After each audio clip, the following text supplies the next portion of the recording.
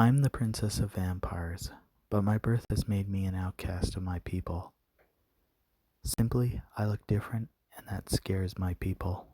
You would think it would hurt for me growing up, but I never saw it that way. I learned I could use it to my advantage. Obviously, growing up as a princess, I grew surrounded by maids and butlers. I quickly learned with little effort I could strike fear in other vampires. At first, I used it to get what I wanted. Eventually, I started to seek the simple need to cause fear. I would sneak out at night and terrorize other vampires. It got so bad, mobs were formed. My mom, who I loved and she did me as well, got suspicious and sat with me. She sighed at first, eventually telling me, "You make me proud.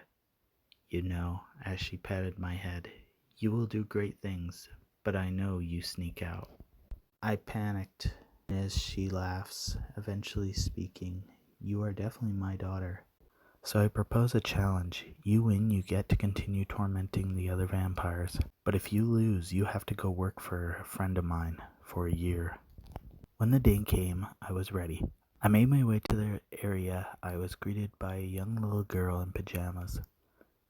The girl was odd with pale white skin and black paint around her eyes. My mom walked into the room and said, "If you can scare her, you win." I chuckled and did my routine. After I looked over to see the little girl lifted her hand and yawned. In that moment, I did not notice her feet were like crocodile, and a clawed hand that made her quite odd. I tried again and again, but nothing worked. The little girl just walked up and opened her eyes fully. I saw the greatest fear. I just sat for hours in fear I had lost. The next day I left with the strange girl. The girl was fear incarnate.